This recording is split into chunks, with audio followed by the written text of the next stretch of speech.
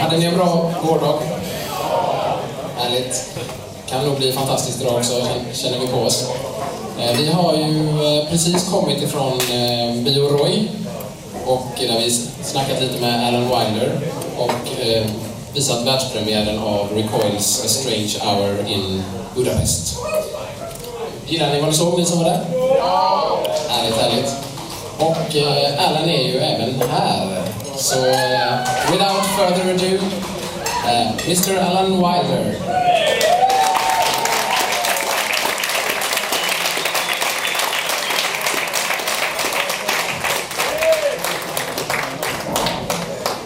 Hello.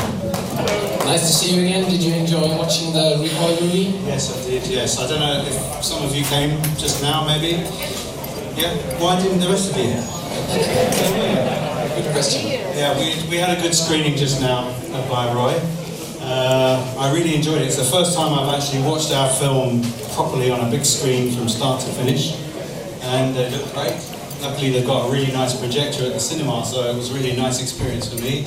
And I met many people just now, and they all seem to be quite happy, so it was really nice. Yeah, thank you. So where are you taking this screening tour next? We've got about 8 to 10 different events happening. They're all quite small, 200, 300 capacity cinemas, where we show the film, do a Q&A session a bit like this. We have some Blu-rays for sale. And we were in Berlin, Budapest of course, where the film was made, Prague, lots in Poland, where else? Bratislava. Is it Edmonton? Or? I'm not going to that. There's one in Toronto, but I'm not going to that. But, and there's also one other, Zurich, in 3 weeks' time now. Yeah, cool. And you told us a little bit at the cinema about the project, how it came about. And I guess some of these guys... Some of you may know this it's not a very interesting story really, but because it is a straightforward concept film. But I think the manner in which it was made was quite interesting in that there was no funding for it whatsoever. So it was all done through love, and that's really inspiring for someone like me, I think, to realise there's many talented people out there who just want to do stuff and do it the best way they can. When I arrived in Budapest for the last show of the Recoil tour, I found that there was a whole crew already in place, so I didn't even know we were going to be there, with 7 HD cameras, and the director introduced himself and just said, do you mind if we make a film of your concept? And if you don't like it, we don't have to do anything with it, And this to me, I love it when people just come up to me with ideas, rather than just say, oh, I'm a fan, and say, well, actually, I've made this film, or I've got this piece of music, or I've got this, would you want to, work together in some way? So we ended up, I just said to them, yes, of course, please film the show, and we'll see what happens. And they sent me the footage a few months later, and we started to edit together. And then 2 years down the line, here we are with the finished thing. And everybody who made the artwork, for the booklet and the special editions and everything, they all worked for free. So the only cost to the thing was the manufacturing of the actual product in the end. So it's just heartwarming to find that you can do that, and just through. Yeah, if you release it on Blu-ray and you have it on the USB stick, was that a conscious choice to be keep it very limited and they look very deluxe? I guess what I try to do is respond to what fans really want. Many people write into us, either at the Recoil website or directly to me sometimes, and they say, we really would like to say the soundtrack for this as well as the film. So I try and think of a way to be able to do it, And in this case, these days, more and more artists are allowing very high-res audio to be available. So we thought we would make the high-res audio of the film available on a USB stick and make it into a nice limited edition product that people could buy. It's for those people that don't just want to download music on MP3, it's for those other people who respect artists a little bit more and also want something more tangible and want something of higher quality. So we try to respond to that. Well, I guess I'm glad you applaud that, because it's something that annoys me really, and annoys many musicians and artists these days who are trying to earn a living. You know, I'm not complaining about my own living, but I understand artists who have to survive, and if nobody wants to actually pay for music anymore, then those artists will disappear, and creative people will go and work in other jobs. You know, so we want to keep alive, really, you know, the tangible product and the high quality. And the Recoil project, is it like an ongoing project all the time, that you write constantly new music for the Recoil project? Unfortunately, it's not. You know, I mean, I'm quite lazy when it comes to writing music. Sometimes it's not my own choice because I have a busy life. I've got 3 children, you know, sort of lots of other things going on, so I can't always concentrate on music. And then on the other hand, you know, as I was just explaining, it's quite difficult for a musician to sell their CDs these days. So I'm trying to think about Recoil in slightly different ways these days. You know, maybe we work on smaller pieces of music and release it as small EPs, or maybe I'll work on some film soundtrack or something like that, which could be a more interesting, more lucrative kind of project for me. But I always keep an open mind. I'm always looking for collaborators and singers, and I don't impose too many rules on myself, so I can allow it to go wherever it wants to go. But will it still be within the Recoil? Have you written a song, that like a jazzy song, and thought, oh, I can't release this on the Recoil name? The problem is I don't really write songs, yeah. You know, end of. You know, I make music and it gradually evolves into something, and then I get someone to write some words and we end up with maybe a song. The good thing about the Recoil project is it's very open-ended. You know, it can always work with different people. It can encompass any kind of music. So there's no reason for me to kind of really work outside of that, unless somebody wanted to commission something very specific, like a film soundtrack, for example. Then I would consider something like that. One of the questions we got on the Facebook page was from a musician, Elin. She's here somewhere. Yeah, it's in the front. We already met them. Yeah. She really wanted to know, do you have any, I mean, you've spoken about the difficulties to make a living in the music business. Do you have any thoughts about that, how you can make it possible? Yeah. Well, I'd like to point out that I'm not complaining here, because I've had a very good innings, as we say. I've done very well out of the music business, and I'm very grateful for that.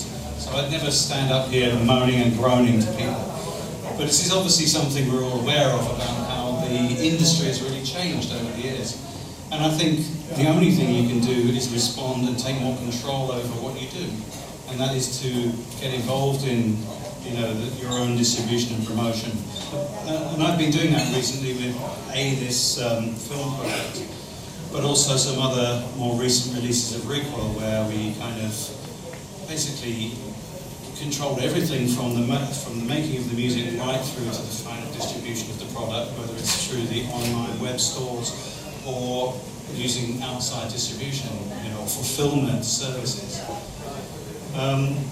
The only problem is that you have to sort of be able to do that. You know, not all artists and painters and musicians and photographers, they don't all think that way. You know, creative people tend to be a little bit up in the clouds. I'm more of a sort of tidy, organised person. I'm able to sort of do that. There are certain disadvantages in that it takes a lot of time. So if you control everything yourself, kind of making the music is only a small part of everything that he's doing. So there's no great answer. I mean, what you're doing really is supplying all the elements that a record company may have supplied in the past. But now record companies won't give the artists any money, so you've got to try and come up with your own team to produce what the record company would have done for you in the past. It's not easy. Do you enjoy you said that the Hungarian people, they were helping you with even with the design and stuff, but do you enjoy being involved with that personally? Yeah, I can't help it. I'm a total control freak. You know? I have a lot of problem delegating anything I do to anybody else. But I do like to work with people. It's just that when they give me what they've got, I want to sort of have the final say how it's put together. So yeah, we work very closely together with anyone who's involved with anything I do, and we do a lot of email communication, banging off files to each other.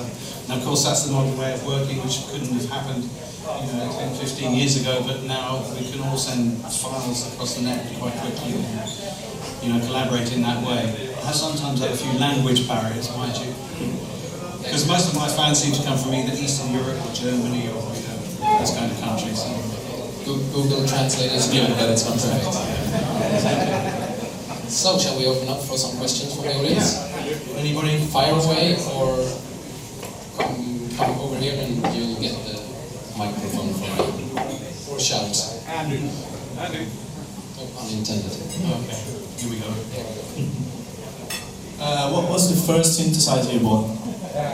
So it's a good question. Well, the actual synthesizer would have been the Minimoog, but I did have a couple of electronic keyboards before that. Like my very first electronic keyboard was an RMI electric piano, which wasn't very good. Didn't sound too good to me. The only other sort of quite well-known person I've ever seen play one was Elton John in about 1971. And then I had a Wurlitzer electric piano, which I preferred to that Supertramp sound. And then the first synthesizer, I joined a band who had a little bit of a record company advance, something we don't get anymore. And with that, I was able to buy a Minimoog, and that was, of course, a proper synth, you know. Anyone else? Or a few other people who asked questions on the Facebook page asked that how do you create music nowadays? Do you start with your piano at home or do you go directly to the computer? Well, my methods haven't really changed too much since the last few albums with Depeche Mode, really. You know, the technology's got more refined, there are more plugins, it's easier to do certain things than it was even in '93, which was the last album, Songs of Faith and Devotion. But at that time I was using a lot of sampled loops, using the computer to compile all that and sequence it into music that had some kind of feel to it but wasn't necessarily played by a band. And really I'm still doing that kind of thing now. I work a lot with sampled loops, and then I add electronics, and I use Logic Audio, like many people out here who make music would probably do the same thing. My setup is not that complicated. In fact, I don't like it to be too complicated because it starts going wrong, you know, and I just want it to work. So it's not my system's not rocket science at all. Another question here. What software and equipment were you using for the Recoil Strange Hour project live? Okay, the on-stage system, we used a combination of Logic Audio and Ableton Live. So we initially put the music together in Logic using many different existing Recoil remixes plus a few new ones. And then we added in a few bits of music from other people as well, because we wanted to make a kind of constant flow of music. We did all of that within Logic Audio, and it's very simple. Arrange, page, edit. And then, for the live part of the show, we then sent that through an Ableton Live system with what they call a launch pad, where you can trigger effects with buttons. So that in the film, that's what you can see myself and mainly Paul Kendall doing. I'm working a few things in Logic. I've also got one synthesizer where we fed some sound through for filtering effects, and then he's over here triggering many more kind of reverbs, delays, using Ableton to do that. Again, it wasn't that complicated a setup, and we didn't sync our film to it.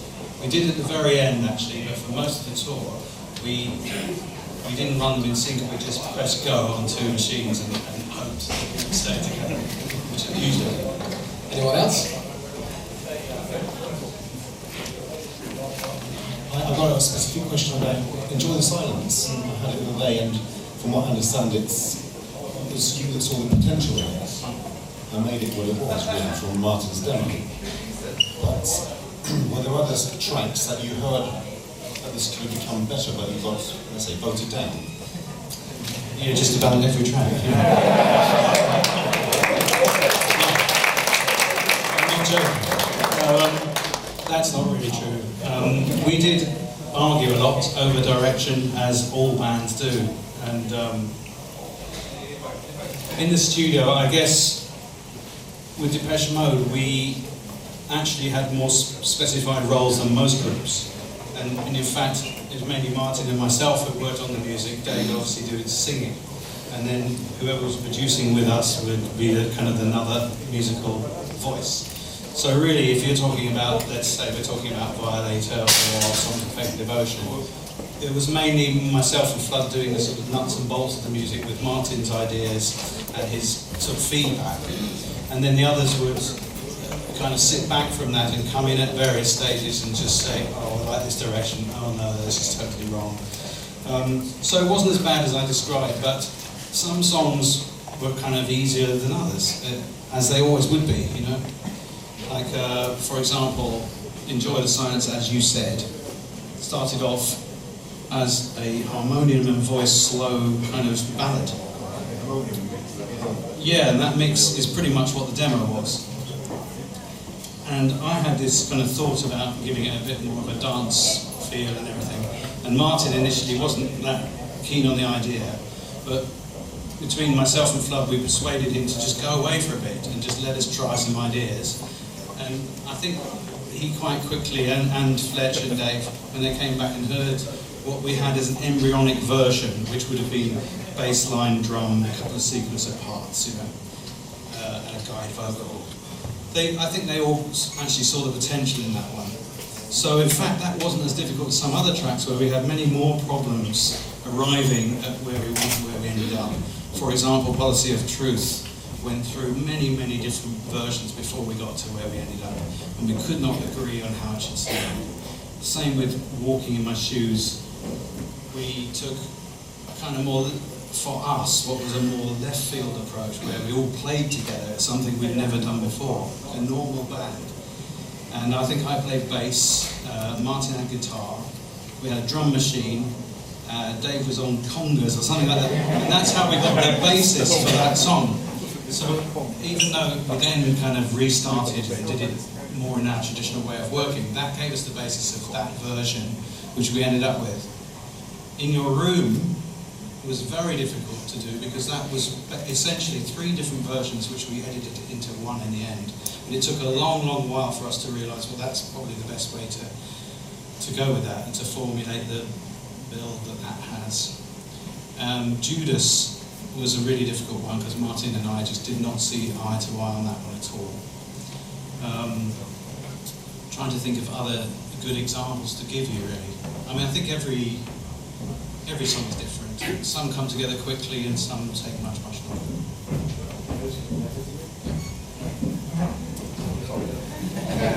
I just think there are a lot of people that consider you like the musical engine behind Depeche Mode and the way the direction, the music. I don't know whether you agree on that yourself, but I know a lot of people along with me think that they lost a lot when you left. But well, that's kind of people to say. There's an element of truth in it, in that I was much more of a perfectionist with the music, and I'd be prepared to spend days and days on something until it was right. You know, I think the others got quickly bored, but perhaps that's why we work well together. Martin wasn't that interested in production, but he is a great songwriter and he can just come up with his tunes and melodies, which is not something I can do. So we really, worked as a team, and I just did what I was good at, you know. And I still enjoy that very precise way of working with sound and developing a kind of expansive picture, and dynamics are very important in any song. That it's not just on one level, but you build and you create different scenarios within a song, you know, and that all takes time to put together. Maximum of 2. Anyone else in the audience? Yep, here's one.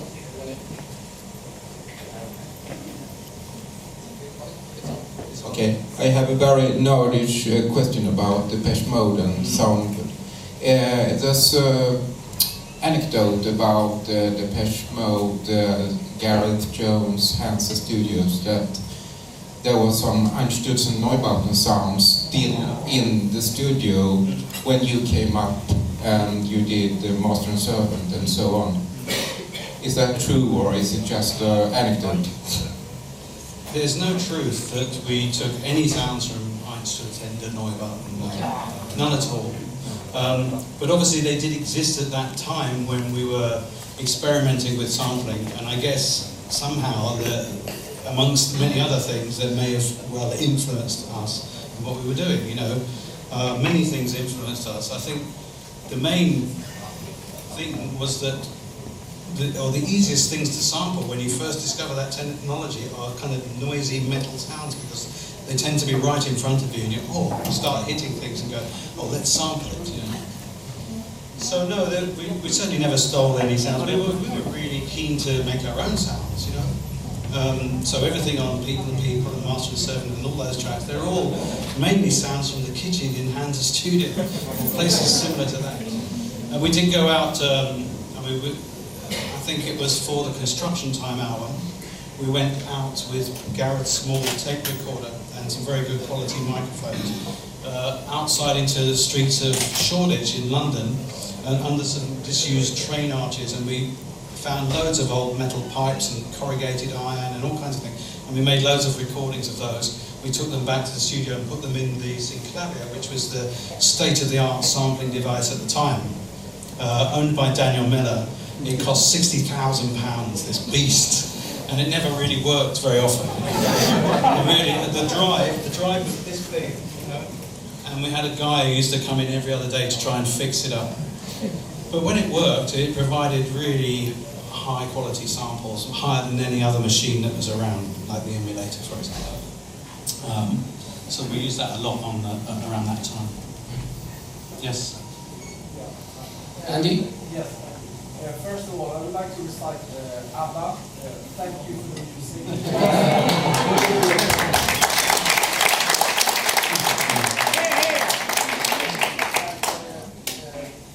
Two questions. The first one, you did tour with Depeche Mode to 94, 12 years. Was there a specific country where the Orioles was the most fun to play?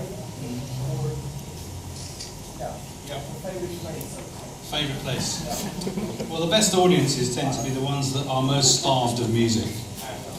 And so and then if you combine that with temperament, then you can very quickly arrive at South America, because obviously with their kind of Latin blood and the fact that not many bands went to South America, when you arrived in Chile or Mexico City or, you know, some place like that, you would get amazing audiences. And then you can apply the same thing to Eastern Europe, where not many bands went, you know. So when we played in East Berlin in mid-80s, I think, that was crazy. We played in Poland around that time, Hungary, a few other places. And actually that was such a brilliant thing to do, because not only were we playing in front of really enthusiastic people, which makes any band feel great, let's face it, but that legacy has existed till now, in that we have a huge following, Depeche Mode, and also myself in many ways. There's a direct correlation between that audience and the audience that still follow what I do now. It's mainly from Eastern Europe, Germany, and all the places that we kind of conquered, if you like, in the early 80s.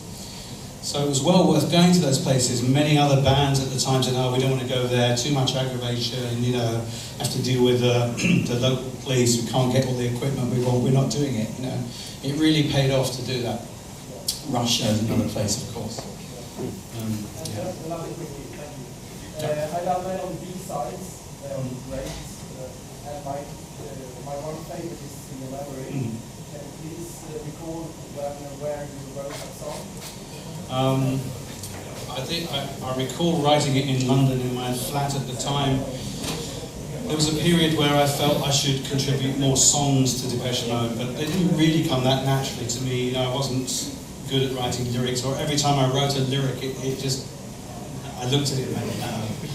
But I did force a few songs out, and then we recorded it in London quite quickly at Aosis Studios, I think it was called.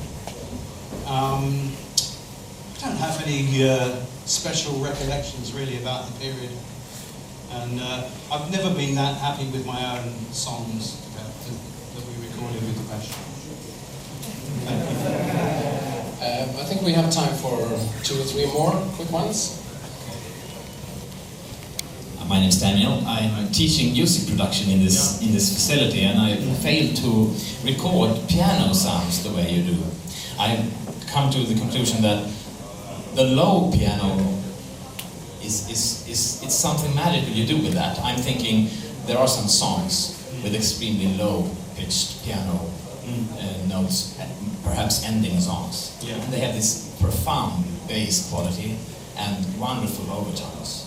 And I'm thinking, is there a secret to this? I'm thinking, the end of Get Right With Me, how does it happen? I can tell you the few tricks that we had that many people will know about is that we used to send samples and synthesizers through guitar amplifiers and PA systems sometimes, and then record the result. So the end piano for Get Right With Me and sort of Flies on the Windscreen is another piano. Those kind of low notes, they're probably sampled pianos through a guitar amp and then maybe pitched down from the original sample. There's a lot to be said for pitching a sample to a non-obvious place, whether higher or lower, to get new and interesting sort of overtones and harmonics out of them. Recording real pianos, I have got no special techniques for that. You know, it's just the usual thing. But yeah, many of our pianos would be sampled and sometimes very low resolution, like early emulator sounds, for example, 8-bit recording. You know. And again, if you transpose a sample quite a long way with low resolution, you get more artifacts and more strange things occurring, which are often, useful. Yes. I guess this is a perfect way for you to go back to Sweden to offer them a lecture here. He's been trying to get me to come over so many times now. We had someone in the back. I can't really see because of the lights. Have you been thinking of producing or mixing other artists today? They don't pay. No, it's true. Nobody can afford to pay for remixes. All the remixes I've done recently, I haven't done that many. They've all been freebies. What album productions for other artists? I've had a few requests, but nothing particularly that's excited me enough to want to do it. The problem with production for other bands is you end up dealing with their dirty laundry, you know, their marital problems, all the things you don't want to worry about, really. And I just prefer to just concentrate on the music. So it's not something that appeals to me. It would have to be a very special project to get me to produce another album for somebody else, I think. Call me selfish, you know. Plus the other problem is that there's no money really, you know, in that. And I'm a breadhead. No, it's not. That's not the real reason, but it wouldn't be a very lucrative thing to do either. So you know, it's not top of my agenda. So any more, Thomas? Take the mic. A question: when you play live, you play country after country and city after city, and the same songs all over again, the same little licks and same hits. You're a classical pianist, I think. Did you go up to a point? Yeah. Did you often feel that you would like to improvise and go beyond the normal leads? It's a good question, but not really, because Were you allowed? Well, no, but I accepted that it wasn't the kind of music where you would go off on solos and improvise very much. I mean, Depeche Mode's always been very tight the way it's put together. And I think that's quite a good thing. It suited the band, it suited the songs. And I accepted that when I joined the band and when I realised what kind of band we obviously were, I realised that you kind of had to shelve that muso side of what you do. That's not to say you don't apply musicality, but you do it within the format, the context of what you're working on. So I didn't feel frustrated in that sense. For me, I would need a separate outlet to, you know, be able to fulfill those desires of playing other kinds of music that did allow more freedom, a more kind of languid, something more atmospheric, expansive. And that's why I started the Recoil project, really. On stage, it was very, very automatic. You know, Depeche Mode shows were identical each time. And I think most bands have to do that because they're normally tied into a big production and whatever. So there's not that much room to maneuver anyway. So I think the only problem I might have had on stage was losing concentration. Because it's so automatic, your mind starts wandering onto other things. Anything go wrong? Really wrong? We obviously had things go wrong occasionally, yes. A few times, you know, the backing tapes were too wet, you know, on stage. You had to stop, and we had to reschedule a couple of shows because of thunderstorms. All the usual things that happen. But I don't remember too many. I mean, Dave would lose his voice. Dave would always lose his voice. Usually the second show of a tour, because he'd overdo it on the first show. Fair enough. So he'd be croaking through, and it would take maybe 6 or 7 gigs on any tour before we kind of into the swing of it. So, but this is the same for every band.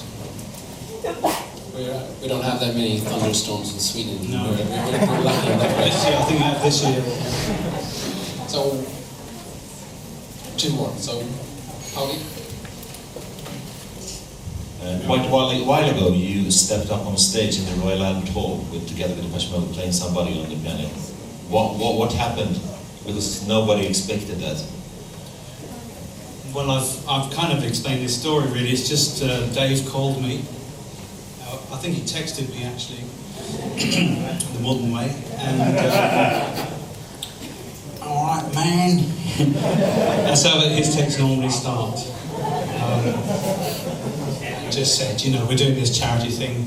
Would you want to do a number? And I said, yes, if he explained, you know, what it was, and I said, if everyone in the band is into that idea, then I'd love to do it. It sounds like fun, and it'd be a good chance to see everyone. And I think it was time really that we did something like that, you know, even if it was just a one-off thing. So that was it really. And then I just turned up on the day, met everyone in the afternoon. We sat backstage for an hour and chatted and caught up and found out how everyone was getting on. There were a lot of crew members there I hadn't seen for years that were still working. But Depeche are very loyal to their crew, and a lot of people stick with them, you know. So there are a lot of people I could catch up with and meet up with and chat, talk to. And then the show itself was just a delight, really. I mean, it was over in a flash. A lot of sort of surprised faces in the audience, and a nice warm feeling, you know. And it's, yeah, I'm really glad I did it. Started quite many rumors among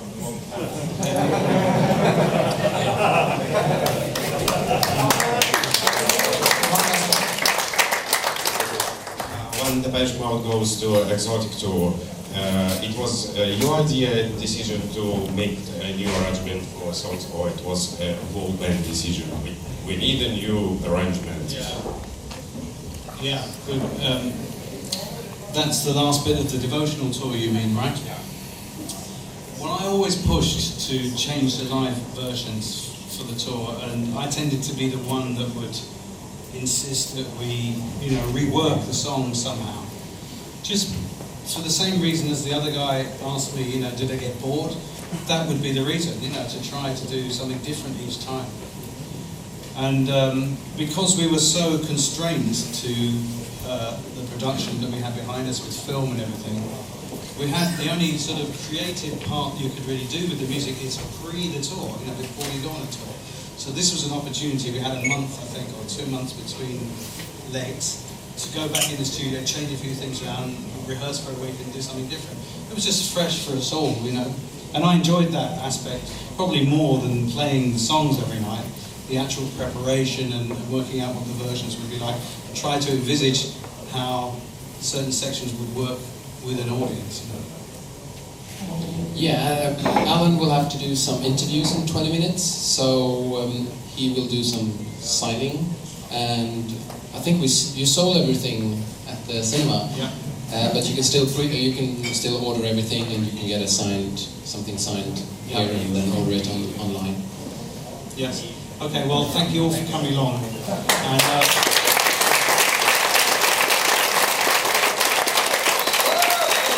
thank you.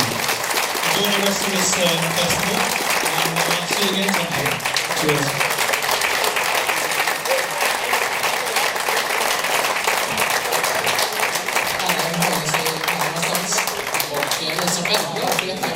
Mat och så under tiden, så alla lär inte komma fram ändå.